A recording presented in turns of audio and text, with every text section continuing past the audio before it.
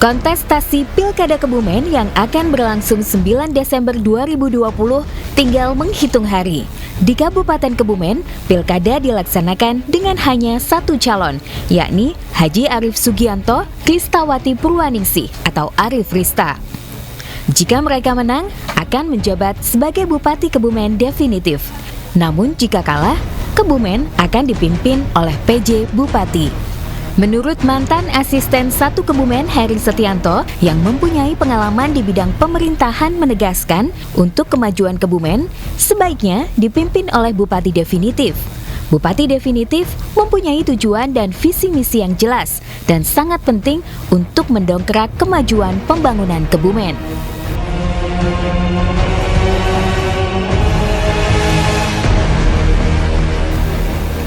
Dijelaskannya bahwa jika yang memimpin bupati terpilih, visi misinya akan dituangkan dalam RPJMD.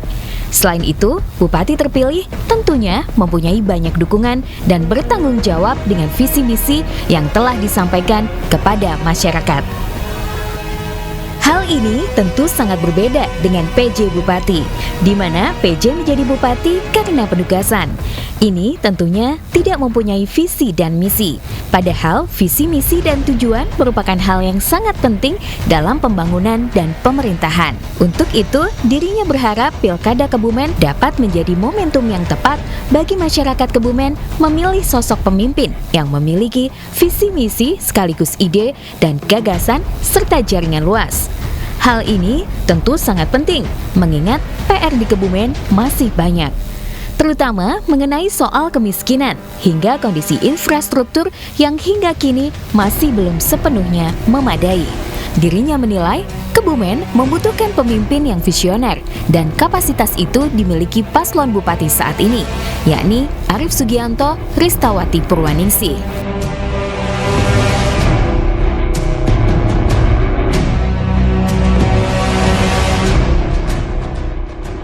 Yang jelas kondisi sekarang ini ada calonnya hanya satu, calon tunggal, dan sesuai aturan pada pilihan itu ada kotak kosong.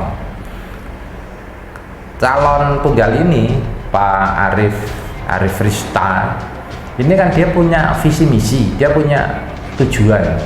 Nah, apabila nanti Pak Arief Rista ini terpilih, tentunya visi misi dan tujuannya ini nantinya akan menjadi RPJM dan itu akan diperdakan dan itu akan dilaksanakan oleh pemerintah sebagai penanggung jawab adalah bupati.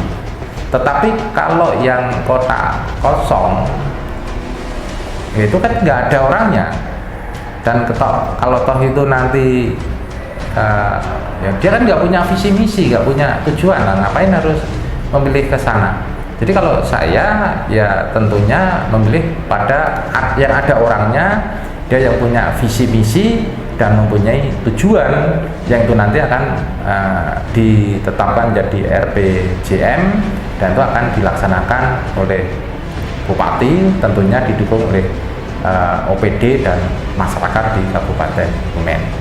Pak Arief, beliau itu kan dulu pernah jadi, walaupun di polisi kan ya paling tidak mengenal tata kerja selaku birokrat dan sudah pernah menjadi wakil bupati. Nah, nanti akan terpilih menjadi bupati. Nah, harapan kami ya masyarakat untuk memilih Arief Rista agar nanti pada tanggal 9 Desember beliau menang dalam pemilihan tersebut. Khusus untuk Arief Sugianto, Heri menilai selama menjabat sebagai wakil bupati sudah banyak memberikan kontribusi untuk pembangunan masyarakat Kebumen melalui relasi yang ia kembangkan. Salah satu yang menonjol yaitu saat Arief diamanahi menjadi Ketua Gugus Tugas Penanganan COVID-19 di Kabupaten Kebumen.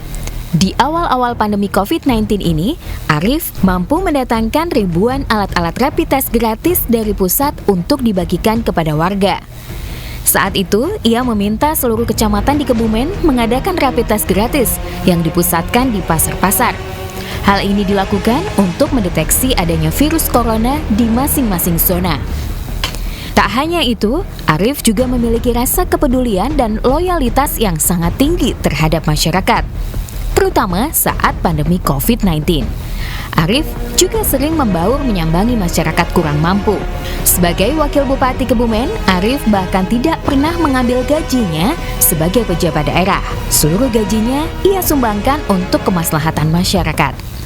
Arif Sugianto juga pernah menyumbangkan sebanyak 10 ton beras untuk membantu masyarakat di wilayah kabupaten yang terdampak COVID-19. Selanjutnya, penerapan sistem zonasi untuk memisahkan antara wilayah yang sudah terpapar COVID-19 maupun wilayah yang belum sama sekali agar mendapat perlakuan khusus. Zonasi tersebut dilaksanakan selama 100 hari dan Kebumen berhasil, sempat menjadi zona hijau saat itu.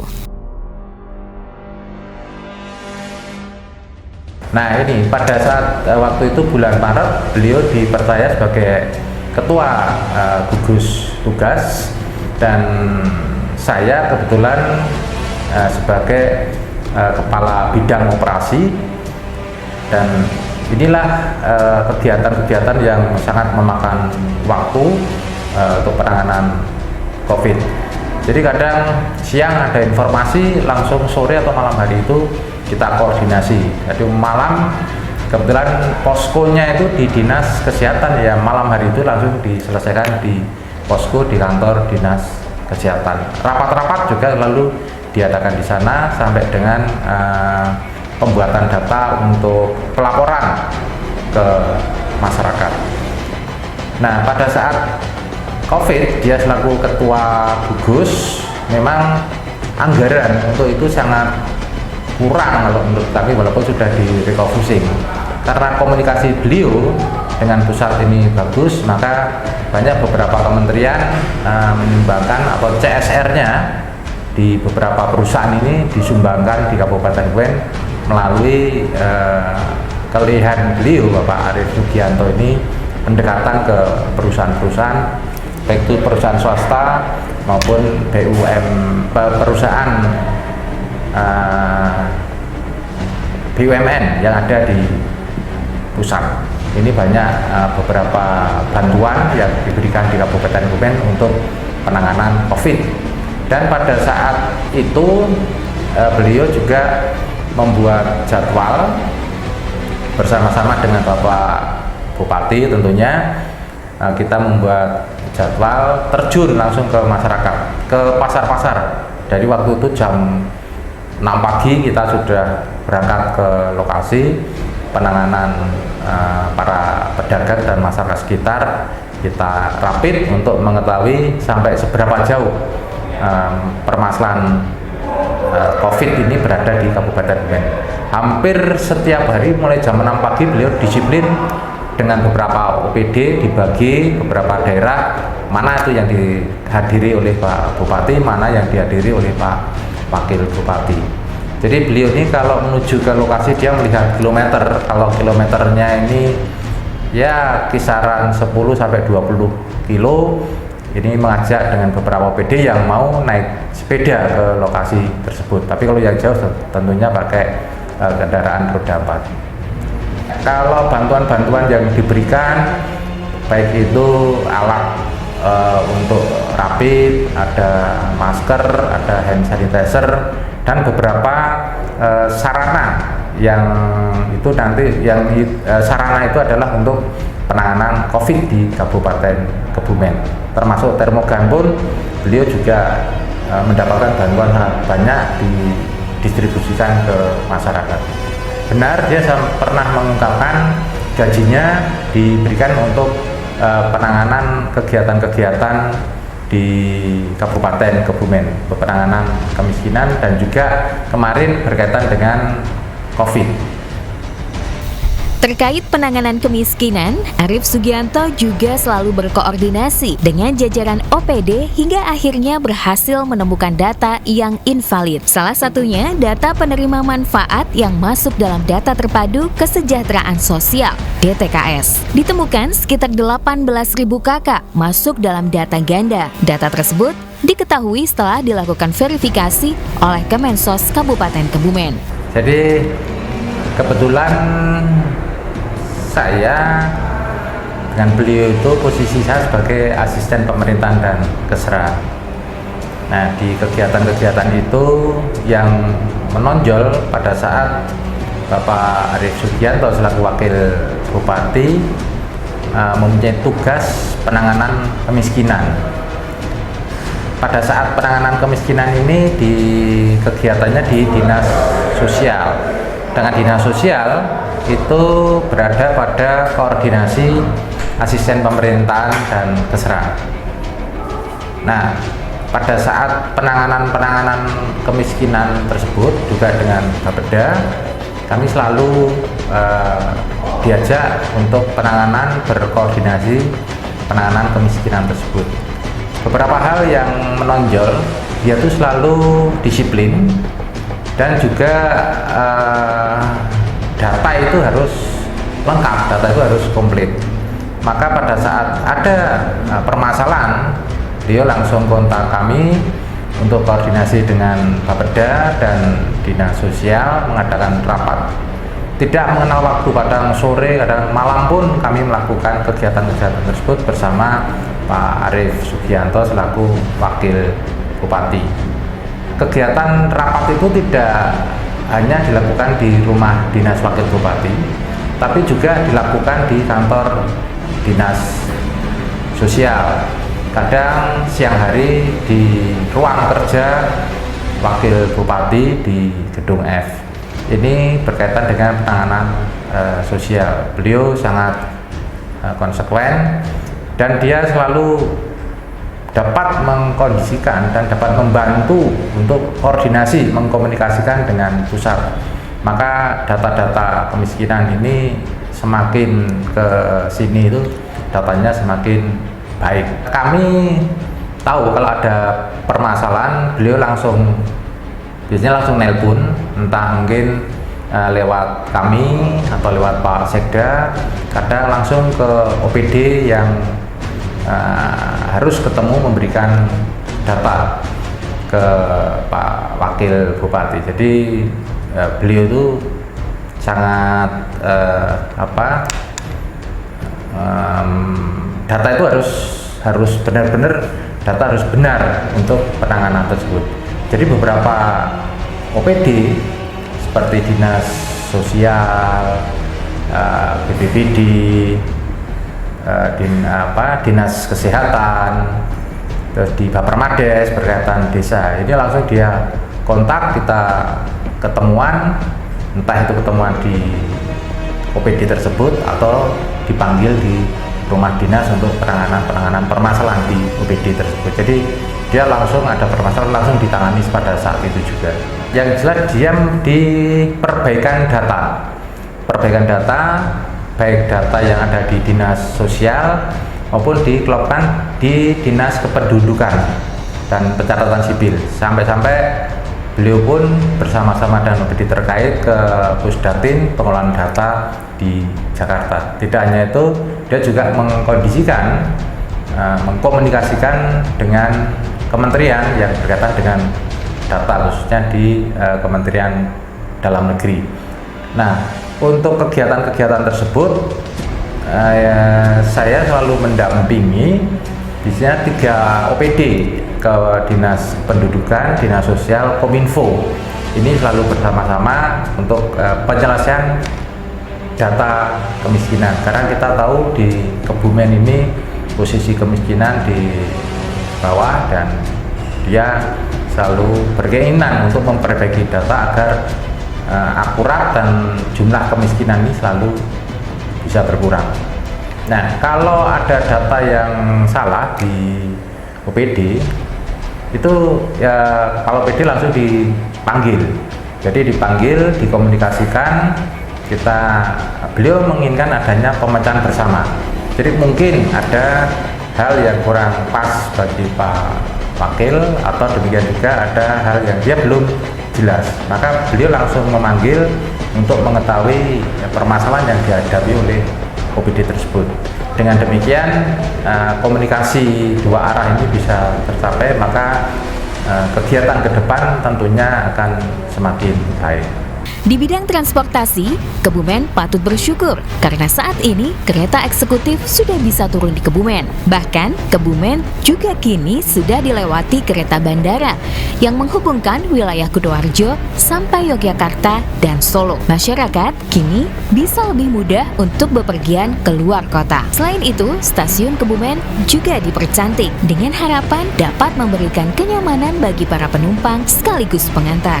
Selain cerdas, cakap, sekaligus integritas, Arif juga merupakan sosok yang punya banyak ide dan gagasan serta relasi yang luas hingga ke tingkat pusat. Ya mungkin Pak Arif ini lama di Jakarta dan koleganya juga banyak, komunikasinya bagus. Mungkin waktu itu juga banyak keluhan, baik keluhan oleh masyarakat Kabupaten Kebumen yang sering mengadakan bepergian ke kota-kota besar, demikian juga orang-orang dari kota besar yang ingin datang ke Kebumen. Waktu itu kesulitannya kereta eksekutif itu yang berhenti hanya beberapa ya, yang jelas itu Sawung Galing ya, dari Kutoarjo ke Jakarta itu pun tidak di Gambir, tapi dari Jakartanya dari Stasiun Senen. Sementara banyak orang-orang eksekutif atau pejabat di Jakarta yang ingin ke Kebumen itu naiknya dari Gambir. Nah, maka beberapa kereta api yang dari Jakarta ke Malang seperti Bima, Gajayana, kereta api yang ke Solo ada Argo Dwi Pangga, ada Argo Lawu, terus juga yang berhenti di Jogja yang Taksaka. Ini akhirnya dengan kelehan beliau, komunikasi yang baik beliau dengan orang pusat, beberapa kereta eksekutif ini bisa berhenti di Kebumen. Nah, dengan kereta eksekutif yang berhenti di Kebumen ini, maka banyak hotel-hotel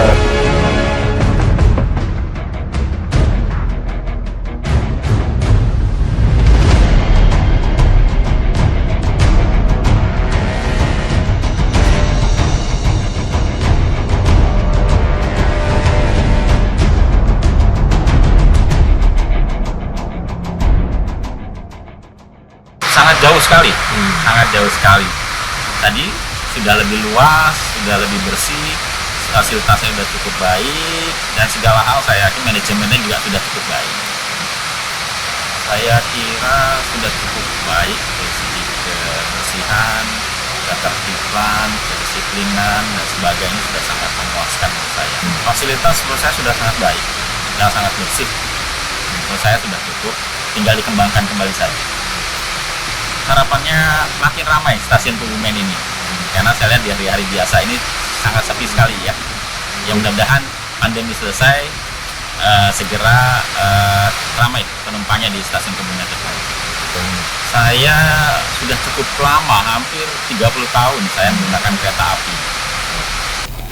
Lebih jauh, Heri mengatakan beberapa ide dan gagasan Arif yang sudah berhasil dibuktikan, yakni pembangunan sentra pengolahan beras terpadu atau Rice Milling Unit di Desa Kaliputih, Kecamatan Kutowinangun. Ini merupakan hasil dari relasi Arif yang telah membangun hubungan baik dengan Kementerian BUMN, pihak Bank Mandiri, dan PT Pertamina.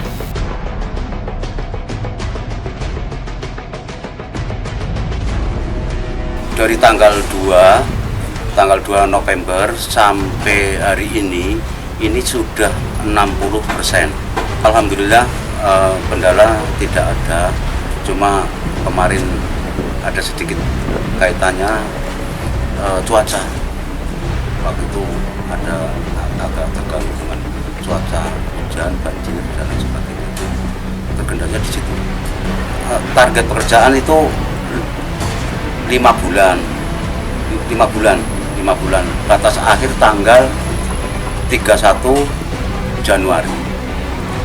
Harapan dari saya ya, dengan adanya program RMU di sini, itu harapan bisa menyerap tenaga kerja lokal di wilayah sini sekitarnya, di Kebumen khususnya.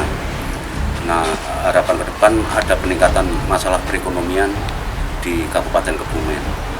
Informasinya kalau satu hari 8 jam kerja bisa kapasitas sekitar 30 ton untuk penggilingan juga kapasitas pengering juga ada, kapasitas produksi karton juga ada, dan yang lainnya. Tapi ini saya belum pegang gambarnya.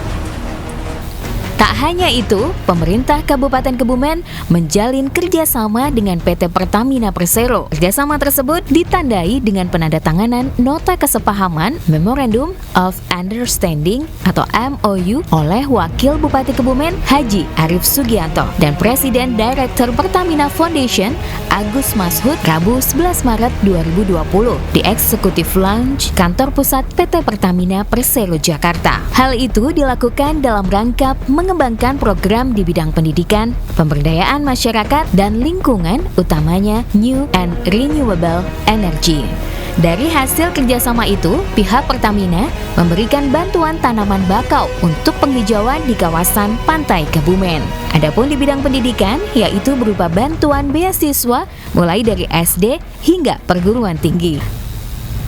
Kemudian, bantuan alat mesin pertanian atau Alsintan traktor di Desa Sidomoro, Kecamatan Bulus Pesantren. Arif telah menyerahkan 15 traktor itu kepada 15 gapoktan. Traktor itu merupakan bantuan dari Kementerian Pertanian. Adapun sejumlah bantuan lain yang diinisiasi Arif Sugianto yaitu bantuan subsidi untuk 752 TPQ dari Kementerian Agama, termasuk bantuan untuk Madrasah Diniyah dan Ibtidaiyah. Selain itu, pihaknya juga tengah mengusulkan bantuan operasional pendidikan atau BOP pesantren untuk Kabupaten Kebumen segera ditambah. Untuk TPQ yang ada di Kabupaten Kebumen, alhamdulillah ada 3 tahap khusus untuk TPQ. Kebetulan kami diberi amanah untuk mengkoordinasikan TPQ yang ada di Kebumen, yang ada di database itu sekitar 927 TPQ. Dan alhamdulillah bantuan untuk penanganan COVID di Kabupaten Kebumen, khususnya di TPQ, tahap pertama 2 TPQ, tahap yang kedua yaitu 756 TPQ, dan alhamdulillah sudah cair. Sedangkan tahap ketiga sekitar kurang lebih 200-an itu belum cair. Dan nominal dari seluruh TPQ yang mendapatkan bantuan penanganan COVID per lembaganya, per TPQ-nya 10 juta rupiah dari Kementerian Agama Pusat. Nah, ini kebetulan kami waktu itu dipanggil oleh Bapak Haji Arif Sugianto. Ketika itu beliau memanggil saya ke tempat beliau bahwa bantuan dari Kementerian Pusat untuk TPQ yang jumlahnya 700 akan turun. Mungkin lebih-lebih beliau ke para terkait yang ada di pusat itu. Harapannya khususnya bagi kami pengurus Batkol Lembaga Pendidikan Al-Quran bahwa TPQ ini benar-benar bisa bersinergi dengan pemerintah untuk pendidikan moral yang ada di daerah masing-masing, khususnya di Kabupaten Kebumen. Karena memang pendidikan Al-Quran sangat penting sekali. Makanya kami sangat berharap dengan kepengurusan yang ada di lembaga-lembaga yang ada di Kabupaten Kebumen, khususnya TPQ, untuk bisa saling bersinergi dengan pemerintah untuk mewujudkan Kebumen yang berakhlak dan bermoral, khususnya moral Al-Quran. Terkait peningkatan kesehatan masyarakat, Pemkab Kebumen telah melaunching program Tele Sehat Desa. Program tersebut dilaunching oleh Wakil Bupati Kebumen, Haji Arif Sugianto, di Balai Desa Ambal Kliwonan pada tanggal 1 Juni 2020. Bismillahirrahmanirrahim. Pada hari ini, tanggal 1 Juni 2020, bertepatan dengan hari lahir Pancasila, dan dengan ridho Allah, Tuhan Yang Maha Esa, Tele Sehat Desa kami resmi nyatakan diluncurkan.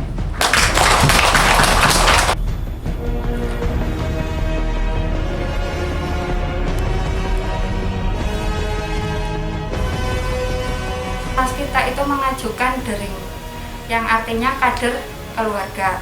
Nah, setelah itu kita kebetulan masuk 10 besar di kabupaten.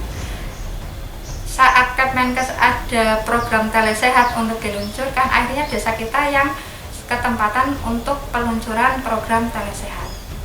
Dari Kemenkes, Dr. Andrianto, Kepala Dinas Kesehatan Kabupaten Kebumen, Wakil Bupati Kebumen. Harapan dari kita sendiri sebagai tenaga kesehatan itu bidan desa, sebenarnya pekerjaan kita memang berat tapi nggak kelihatan.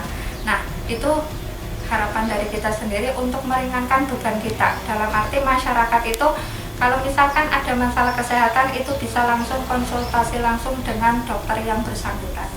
Prosesnya ya mungkin ada kendala tapi yang nggak terlalu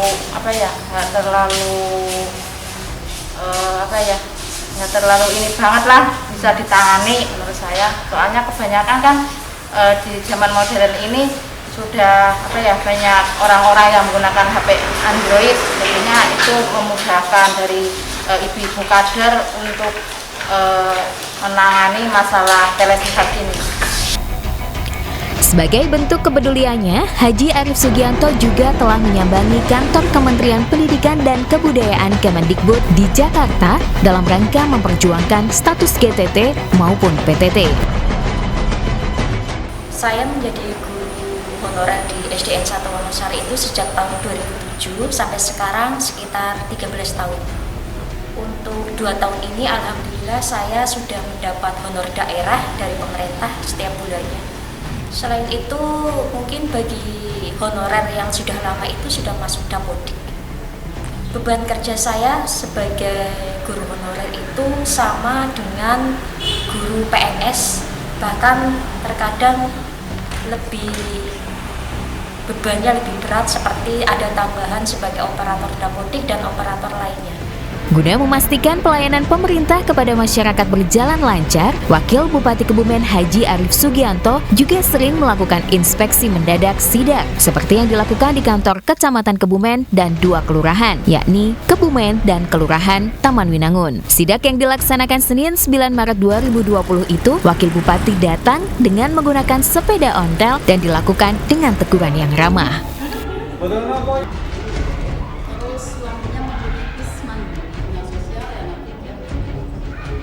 Malah kalau menurut saya kesannya baik, Mas.